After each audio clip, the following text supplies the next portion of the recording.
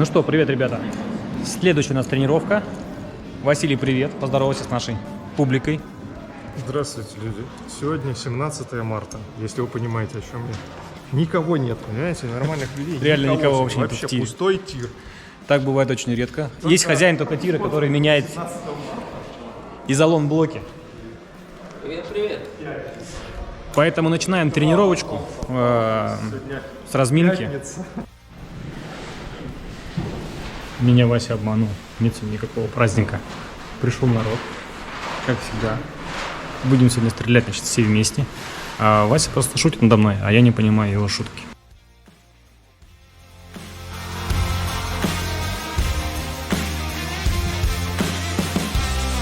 А когда ты будешь с мячами разминаться? Вон сейчас возьму пару мячей и буду разминаться. Давай я с GoPro, а ты с мячом. Не буду связан.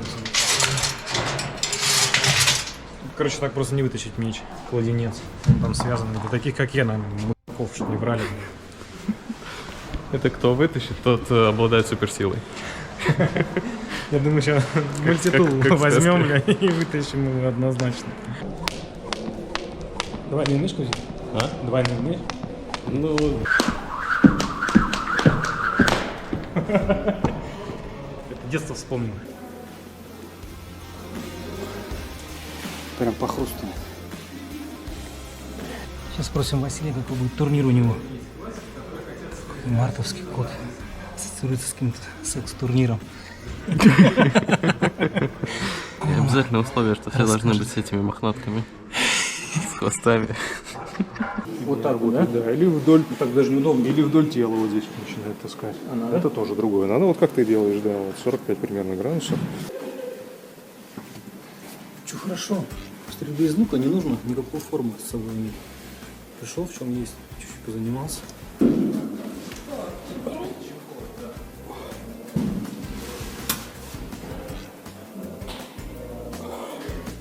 Так, размялся. Буквально минут 15, наверное. И, соответственно, хотел спросить тренера, но он там снова занят по поводу турнира. Ладно, пока он там занят, идем собирать лук. Здесь видите, сколько их много. Наберем, как всегда, синий наш лук, стрелы крагу. И идем с 3 метров тренироваться.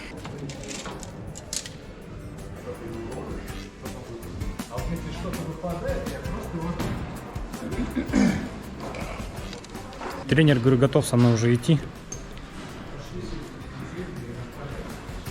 Что-то он там долго, блядь, телится. Ну, короче, там любит с ним поговорить. С моим тренером. Все в тире. Идем в мою любимую 3-ю галерею. Сейчас выкатим 3-метровый этот вот столбик один. И будем пулять.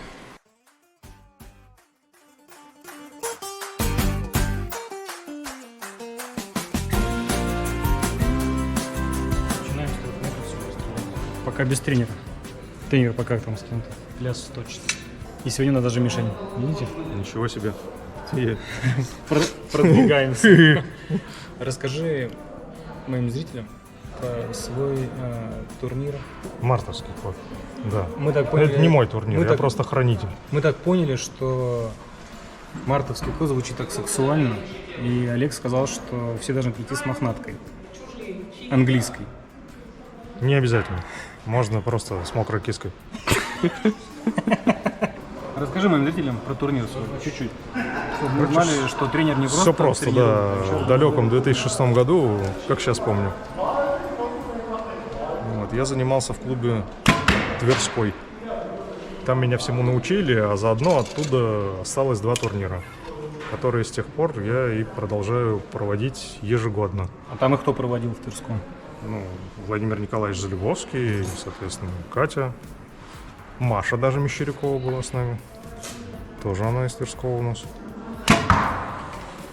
Наш любимец. Вот, поэтому вот каждый год мы с друзьями в марте месяце проводим такой турнир. Сколько друзей?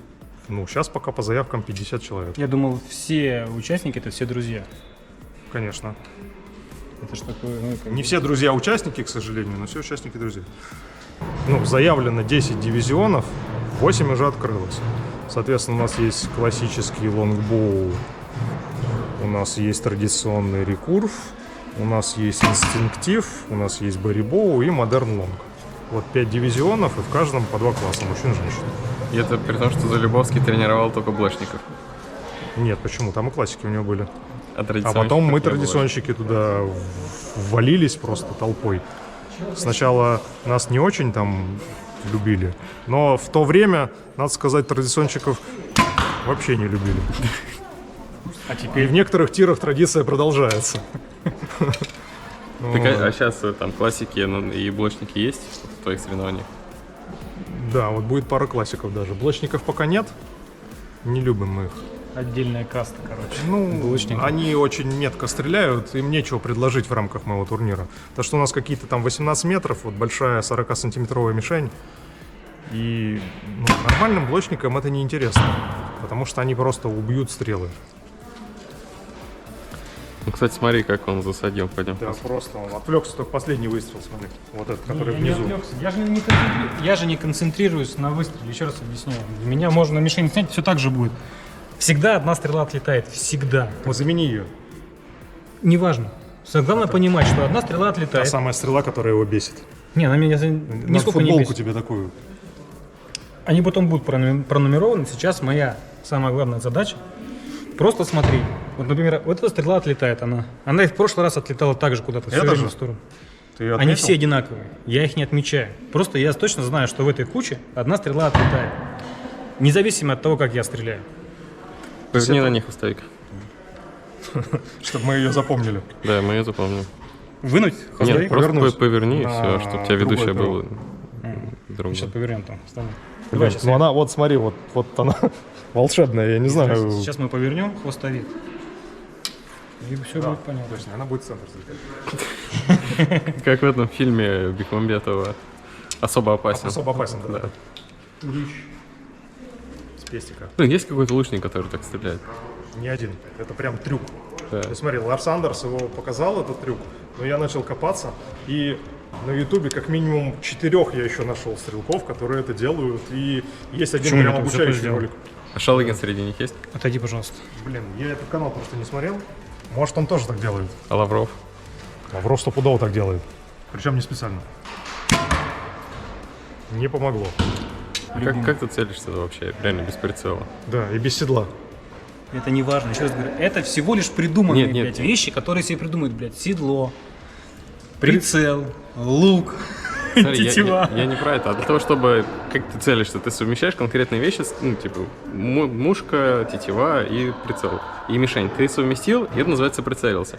А когда Или тебе ты нечего просто совмещать, как ты желание целишься? попасть свое проецируешь, и оно в реальность воплощается. Не, все равно проекция, конечно, есть, но как бы она просто... А, ну смотри, ты меня Короче, не у пугай. каждого стрелка есть в любом случае 3 точки Так вот, прицеля. какие у тебя Нет, сейчас не у точки? каждого. Сейчас тебя анафеме придадут.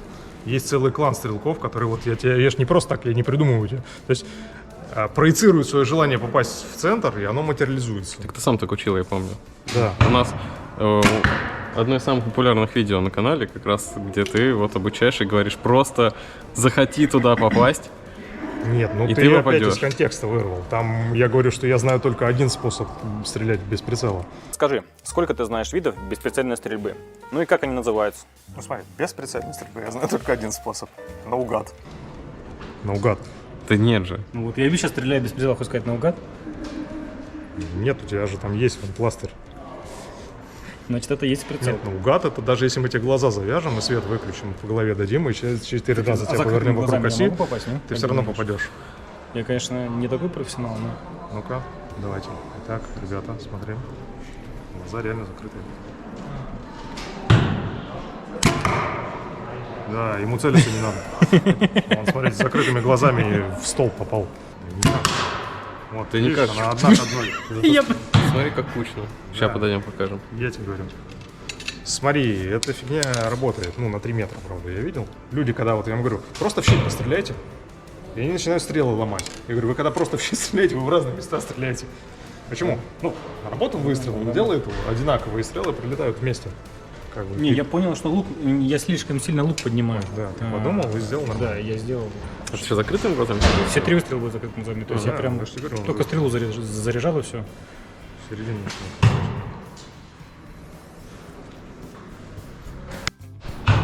Ну, оно из двух частей обычно состоит. Сначала ты прицеливаешься, Да. да, а потом закрываешь глаза и стреляешь на ощущение. Пробку закрытыми глазами. Да, задача, чтобы ты после того, как ты прицелился и закрыл глаза, ты все равно попал. Не, ну это понятно. Это на сохранение положения. Сейчас смотрите, кучно эти две, да, ушли, первые две были. Я тебе говорю, ты А потом я вот- переключился, вот они и две. вот эти две, да, пошли, знаешь. А эти уже две. А это, который мы хвост повернули. Да, это которые... Все равно, так же туда же ушла. Туда же. кстати. Мало повернули. Надо было повернуть На на 360.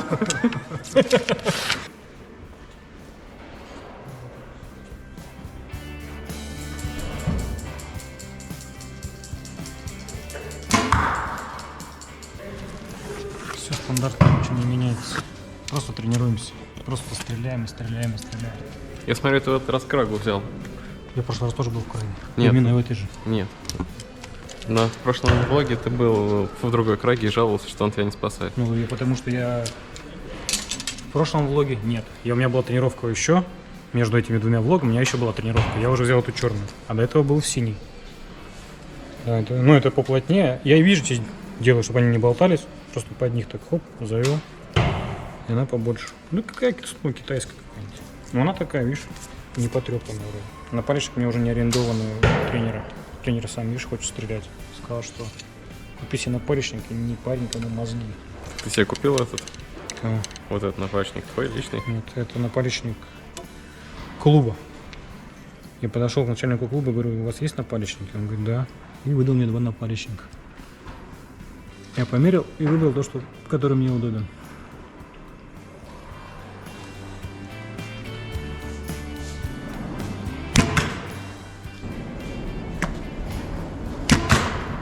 Вася сказал, что здесь кожа сапожная, как у сапожника. А у него кожа кардаван. С жопы дракона. Жопа дракона. Но та, которая кардаван, она у него прям форму держит. У него прям напалечник все время вот так вот в таком состоянии. А этот весь такой мягенький, но мне его форма не очень удобна. Она чуть-чуть под углом вот так вот у него форма сделана, вот что вот так можно брать. А мне как-то кажется, что нужно попрямее. Поэтому здесь вот этот мягкий напалечник мне даже как-то больше понравился, что ли. Что он мою форму принимает, ту, которую мне надо. Главное все действия делать одинаково.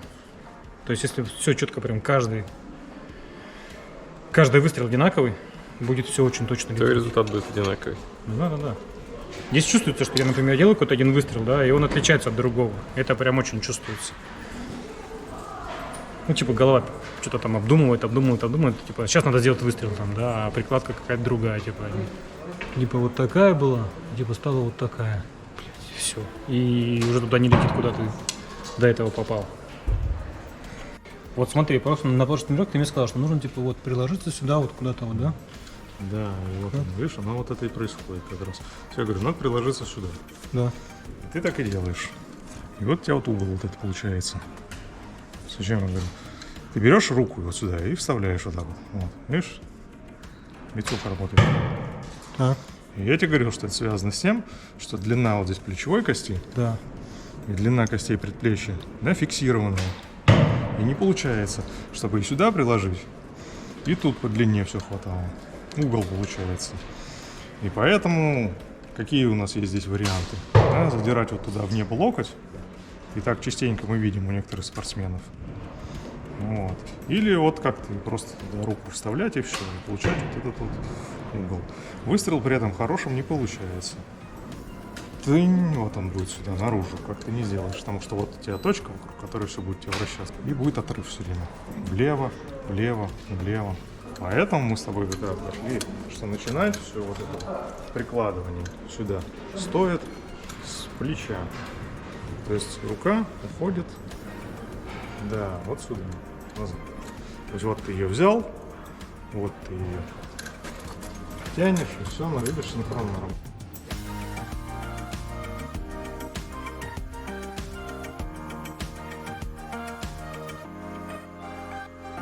И они не могут вот это свое отработанное, красивое в зеркале движение повторить. Вообще.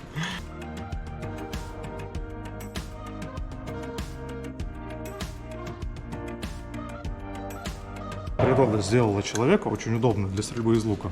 Когда голова повернута, вот здесь такая вот жилка вот выступает. Вот она прям. А перед ней вот здесь вот ямка, и она вот прям как раз в луч челюсти совпадает. Вот в эту ямку прям волшебным образом вот этот сустав раз и ложится.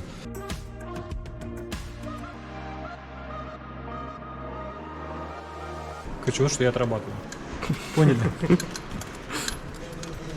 Когда тренер объясняет, начинаешь улавливать. Вот даже когда начало тренировки происходит, я не улавливаю. Я так, типа, начинаю втягиваться в тренировочный процесс. Просто начинаю втягиваться. И потом, когда он подходит, такой, типа, вот так, и так, и так, как мы проходили на прошлой тренировке, сразу, пух, сразу все включается, и я начинаю все делать правильно. Ух. А так я точно не стреляю.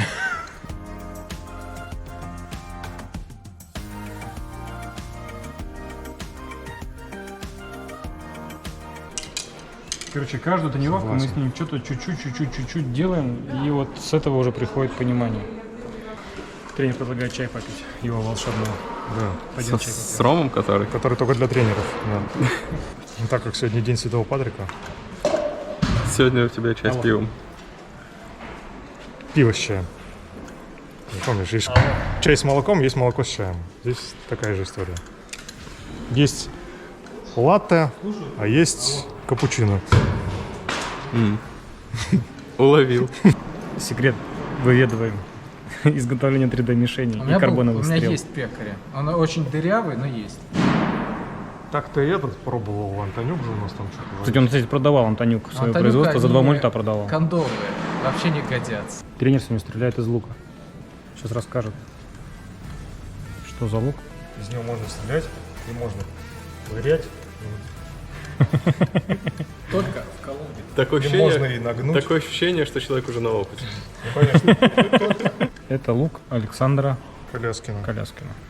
Это мастер, который Где у тебя? Раннего. в Королеве, да? Он Королеве, да, у него мастерская, да? живет. А я при том, что знаю, что Очень. бывает все. Круто делает. Не только луки, но вообще все, что связано с деревом. Да. И мебель может на заказ сделать он. Первоклассную. Вот.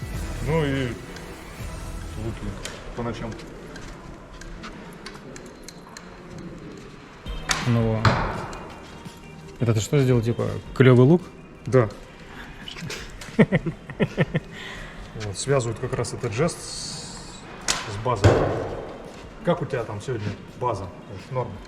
Ну, да. Передохнули? Минут 10. Идем снимать себя. А парни дальше увлекаются своими традиционными луками и кайфуют. Пока я пил чай, Олег Яковенко, наш оператор, поставил систему стабилизации. Сейчас покажем. И расскажем, как она работает. А самое главное, вы кадры увидите. Она же не просто оператор, который приходит штаны протирать.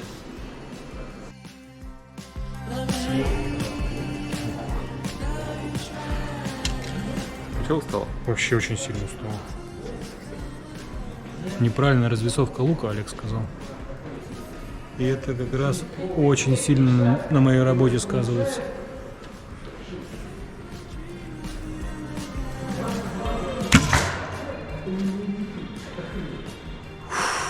Ну, и даже ради интереса его Плюс- можно перевесить вместо стабилизатора Плюс вот сюда. 10. Еще выстрелил сверху. То есть сколько сделал? 6?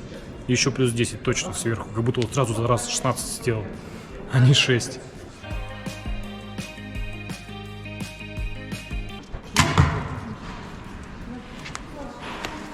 Тренер вообще на 12 стреляет. 15 минус 12, 6 минут. Самому стрелять, не других учить. Понимаешь, это же сложно. Сапог, надо это. Сапог, блядь. Чувак пришел в Тенец в магазин, блядь, без лука, блядь. Тренер, блядь, ни разу не стрелял, блядь, команда, блядь, собралась. Dream Team.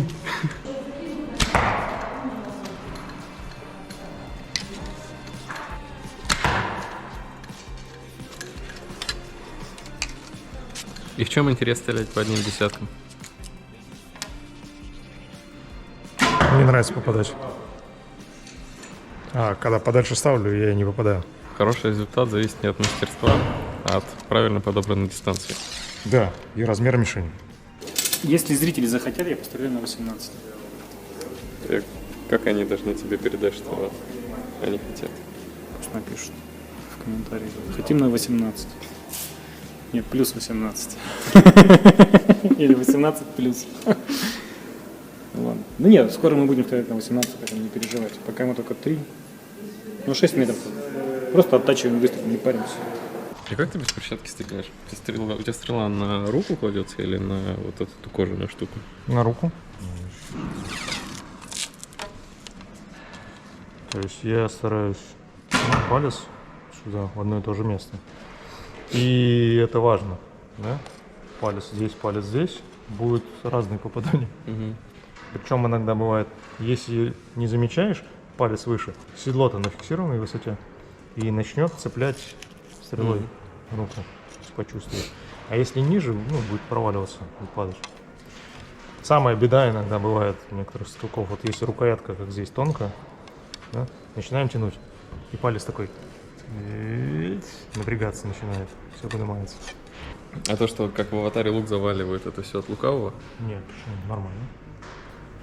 И Почему вот она, ты не видишь, заваливаешь? вот если отсюда посмотреть, видишь, вот палец, такую ямку как бы образует, да? Вот. И вот там стрела нормально лежит. Ну, видишь, ты немного читер, у тебя стрела лежит на кожаной штуке, ты просто пальцем подержишь, чтобы она там лежала. Так что она мне позволяет, эта кожаная штука, ориентироваться. Но, в принципе, у меня вот был другой лук, без кожаной накладки.